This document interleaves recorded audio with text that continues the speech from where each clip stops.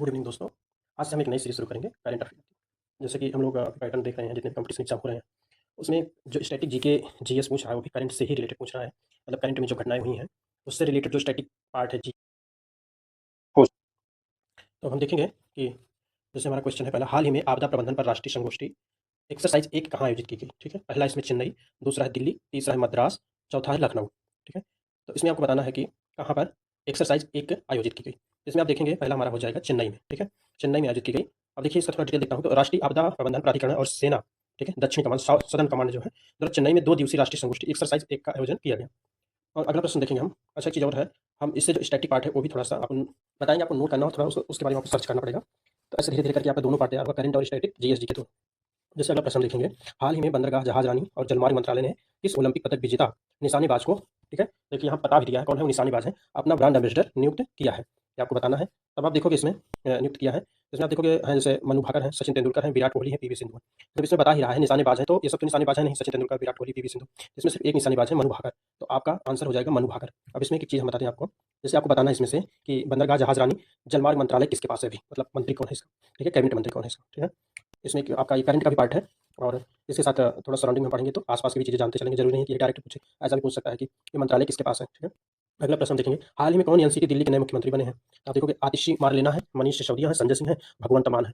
जिसमें आप देखोगे कि अभी दिल्ली का जो इश्यूज़ हैं, जैसे कि दिल्ली के जो मुख्यमंत्री अरविंद केजरीवाल हैं उनको ईडी ने भी पहले गिरफ्तार किया। उसके बाद फिर आप देखोगे तो ये शराब पॉलिसी जो उनकी थी उसमें भी ये सीबीआई ने भी उनको गिरफ्तार किया है। अभी उनको जमानत मिली हुई है लेकिन वो अपने पद से त्यागपत्र दे दिए हैं।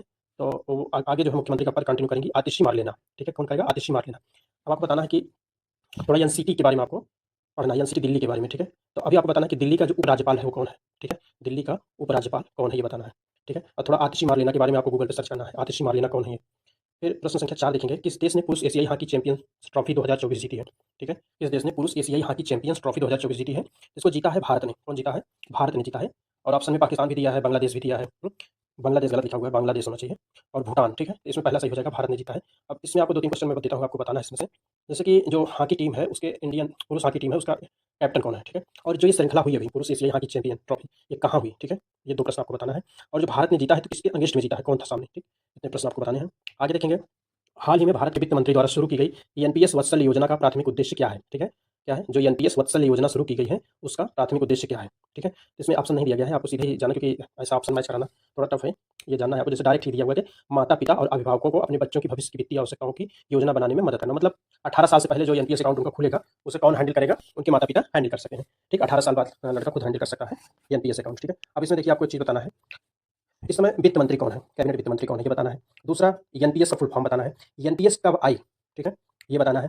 दूसरा, ओपीएस का फुल फॉर्म बताना है और तीसरा यूपीएस का फुल फॉर्म बताना है। क्योंकि ये तीनों एक-दूसरे से संबंधित हैं, ठीक है? पेंशन से रिलेटेड हैं। इस वजह से आपको तीनों बताना है। फिर से बोलता हूँ, भारत के वित्त मंत्री कौन है? दूसरा, एनपीएस का फुल फॉर्म क्या है? एनपीएस कब आई? एनपीएस स्कीम कब आई? दूसरा को बताना है ओपीएस का फुल फॉर्म क्या है? तीसरा बताना है यूपीएस का फुल फॉर्म क्या है? और यूपीएस कब से एग्जिस्ट करेगा? ठीक है? ये बताना है। ये प्रश्न हो गए। और आगे देखेंगे प्रश्न संख्या 6, हाल ही में भारत के प्रधानमंत्री ने किस राज्य में तूतीकोरिन अंतर्राष्ट्रीय कंटेनर टर्मिनल का उद्घाटन किया है? तो नाम से क्लियर हो गया, तूतीकोरिन है। ठीक है? तूतीकोरिन है, इस वजह से हम इसमें ऑप्शन मार देंगे तमिलनाडु। दिया है, कर्नाटक भी दिया है, केरल भी दिया है, हैदराबाद दिया है। लेकिन तूतीकोरिन कहाँ पे है? तमिलनाडु में है। इसका आंसर तमिलनाडु हो जाएगा, ठीक है? इसमें ठीक है, अगला प्रश्न संख्या 7 देखेंगे। हाल ही में किसे सशस्त्र सीमा बल एसएसबी का महानिदेशक नियुक्त किया गया है? अमृत मोहन प्रसाद को, जयशंकर प्रसाद को, सतीश को, रविंद्र कुमार। इसमें अमृत मोहन प्रसाद हैं, इनको नियुक्त किया गया है, ठीक है? अब आपको बताना है एसएसबी का सशस्त्र सीमा बल की स्थापना कब की गई है, आपको बताना है। प्रश्न संख्या 8 है कि second Asia Pacific ministerial conference on civil aviation कहाँ आयोजित किया गया है? ठीक है? क्या है? Second Asia Pacific ministerial conference on civil aviation कहाँ आयोजित किया गया है? तो इसमें देखेंगे आप, नई दिल्ली भी दिया है, लखनऊ भी दिया है, पुणे भी दिया है, मुंबई दिया है। इसका सही आंसर हो जाएगा नई दिल्ली, ठीक है? सही आंसर क्या होगा? नई दिल्ली होगा। आगे देखेंगे कि प्रश्न संख्या 9 है, आईएनएस मलपे और आईएनएस मुल्की, ठीक है? मलपे और मुल्की जो हाल ही में समाचारों में चर्चा में था, किस प्रकार की श्रेणी से संबंधित है? पहला दिया है, माहे आईएनएस मलपे, आईएनएस मुल्की 2 पनडुब्बी रोधी युद्ध उथले जल शिल्प पोत हैं, ठीक है? दूसरा रडार है, जहाज है, युद्धक विमान है। इसमें आप देखोगे सही हो जाएगा माहे, आईएनएस मलपे, आईएनएस मुल्की। याद रखना, मलपे मुल्की, ठीक है? आईएनएस कौन है? पनडुब्बी रोधी युद्ध उथले जल शिल्प पोत हैं, ठीक है? प्रश्न संख्या 10 देखेंगे, ये बेहद इंपॉर्टेंट प्रश्न है। असम सरकार द्वारा किस दिन को सूटिया दिवस के रूप में मनाया और उत्सव मनाया गया, ऐसा है, ठीक है? उत्सव मनाया या मनाएगा, ठीक है? तो आपके बीत गया है, प्रश्न पुराना है, ठीक है? तो 20 अगस्त, 28 अगस्त, 20 जुलाई, 15 अगस्त, इसमें सही आंसर हो जाएगा 20 अगस्त। आपको एक चीज़ और इसमें बताना है, 20 अगस्त की एक महत्वपूर्ण घटना और क्या होती है, ठीक है? 20 अगस्त को एक महत्वपूर्ण दिवस और मनाया जाता है, वो आपको बताना है, ठीक है? 20 अगस्त को और क्या होता है, अभी तो एक चीज़ असम सरकार ने सूटिया दिवस शुरू किया। ठीक है। अब प्रश्न संख्या अगला हम देखेंगे। प्रश्न संख्या 1 कहता है, स्वच्छता ही सेवा 2024 अभियान का विषय क्या है? स्वच्छता ही सेवा 2024 अभियान का विषय क्या है? ऑप्शन एक दिया है स्वभाव स्वच्छता, संस्कार स्वच्छता। दूसरा दिया है स्वच्छ भारत सुंदर भारत, स्वच्छ भारत सुंदर भारत। तो इसमें देखेंगे आप, तो पहला सही हो जाएगा। क्या हो जाएगा कि स्वभाव स्वच्छता, संस्कार स्वच्छता। ठीक है। अब इसमें आपको बताना है कि स्वच्छता पखवाड़ा कब से कब तक मनाया जा रहा है। दूसरा, स्वच्छ भारत अभियान जो मुहिम हमारे माननीय प्रधानमंत्री जी ने शुरू की थी, वो कब शुरू की थी बताना है। स्वच्छता अभियान, ठीक है, ये दो चीज़ हो गई। और स्वच्छता अभियान का लोगो क्या है, ये आपको बताना है। हाल ही में जाफर हसन किस देश के नए प्रधानमंत्री बने हैं? ठीक है, कौन? जाफर हसन किस देश के नए प्रधानमंत्री बने हैं? जॉर्डन, लेबनान, मलेशिया और बांग्लादेश। ठीक है। अब इसमें देखेंगे हम कि जाफर हसन जो है ये जॉर्डन के, ठीक है, जॉर्डन के नए प्रधानमंत्री बने हैं, जॉर्डन के। ठीक है। तो अब आपको जॉर्डन की राजधानी बतानी है, जॉर्डन की राजधानी बतानी है। हाल ही में चर्चा में रही हो भाषा का संबंध किस आदिवासी समुदाय से है? कौन सी भाषा? हो भाषा। ठीक है, ये भी बहुत इंपॉर्टेंट है। हो भाषा का संबंध किस आदिवासी समुदाय से है? तो हो समुदाय है। ठीक है, एक हो समुदाय है जो असम, झारखंड, उड़ीसा, ज़्यादातर आपको असम में, उड़ीसा में और ये झारखंड में देखने को मिलेगा। हो समुदाय कोल, मुंडा और उपर्युक्त में से सभी। अब देखो कि हो भाषा जो है का संबंध है इन तीनों से है, कोल से भी है, मुंडा से भी है और हो समुदाय से भी है। अभी चूंकि चर्चा में इसलिए आया क्योंकि इनका एक प्रतिनिधिमंडल अभी होम मिनिस्टर से मिला था कि हमारी भाषा को 8वीं अनुसूची में शामिल किया जाए। तो अब 8वीं अनुसूची भी चर्चा में आ गया है। तो 8वीं अनुसूची के बारे में आपको पढ़ना है कि कितनी भाषाएं शुरू में थी, कब और कौन कौन सी भाषाएं जोड़ी गई। शुरू में 14 थी, बाकी और जो जोड़ी गई करके 22 की गई टोटल। तो वो कब कब जोड़ी गई आपको गूगल करना है। आगे देखेंगे हम। प्रश्न संख्या अगला है कि हाल ही में आपदा प्रबंधन पर राष्ट्रीय संगोष्ठी का आयोजन किया गया है। ठीक है, आपदा प्रबंधन पर, अब ये क्वेश्चन देखिए रिपीट हो गया फिर से। आपदा प्रबंधन पर एक संगोष्ठी आयोजित की गई है। ऊपर ये क्वेश्चन हम बता चुके हैं, तो यहाँ भी नहीं बताएंगे, यहाँ नहीं बताएंगे, आपको एक बार ध्यान देना पड़ेगा क्योंकि चेन्नई है, नई दिल्ली, पुणे, भोपाल। तो राष्ट्रीय संगोष्ठी का आयोजन कहाँ किया गया? देखिए अब इसमें चेन्नई, नई दिल्ली, ये यही सेम क्वेश्चन ऊपर डिस्कस किए थे, तो आप लोग इसको देख लेना एक बार। ठीक है, देख लीजिएगा, बता दें तो नई दिल्ली में कह सकते हैं, लेकिन आप लोग एक बार कंफर्म हो जाइएगा। हाल ही में चर्चा में रहा एक राष्ट्र एक चुनाव के लिए गठित, ये बहुत इंपॉर्टेंट क्वेश्चन है कि हाल ही में चर्चा में रहा एक राष्ट्र एक चुनाव के लिए गठित समिति के अध्यक्ष कौन है? तो न्यायाधीश पी मुंडा है, रामनाथ कोविंद है, गुलाम नबी आज़ाद है, अजय कुमार माथुर है। ठीक है, अजय कुमार माथुर। तो देखिए इसमें आप देखोगे तो एक राष्ट्र एक चुनाव, चूंकि अभी क्या हुआ कि कैबिनेट से ये पारित हो गया है।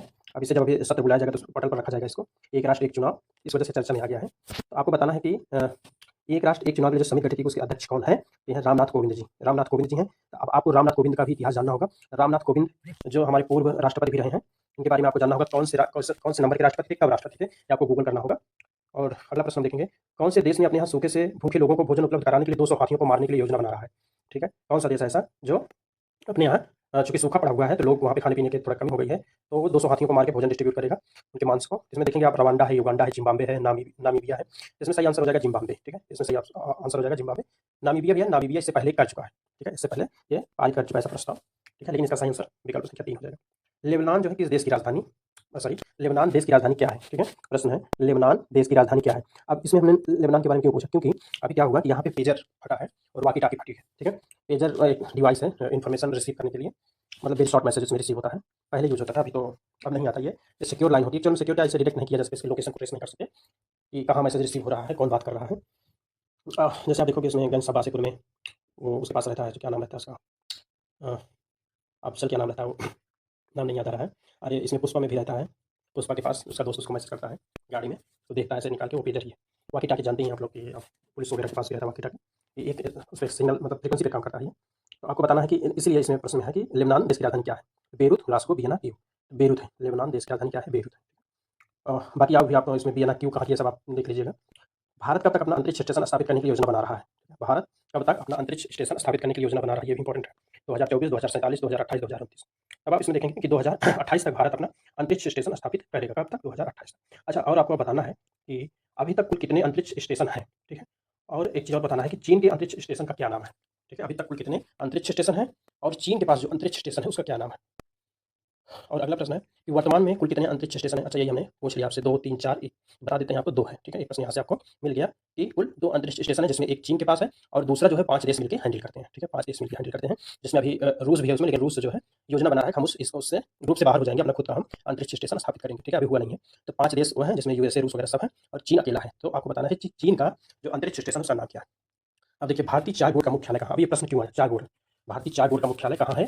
तो कोलकाता, असम, नई दिल्ली, हैदराबाद। इसमें सही हो जाएगा कोलकाता। अब आपको बताना है कि भारतीय चाय बोर्ड का गठन कब किया गया, ठीक है? और ये चर्चा में क्यों आया, तो आपको बता देते हैं, क्योंकि अभी क्या हुआ है कि रिपोर्ट आई जिसमें ये हुआ भारत में चाय का उत्पादन घटता जा रहा है, इस वजह से भारतीय चाय बोर्ड चर्चा में आई है। तो जब चर्चा में है तो आपको जानना भी चाहिए कि भारतीय चाय बोर्ड का मुख्यालय कहाँ है और भारतीय चाय बोर्ड का गठन कब हुआ, ठीक है?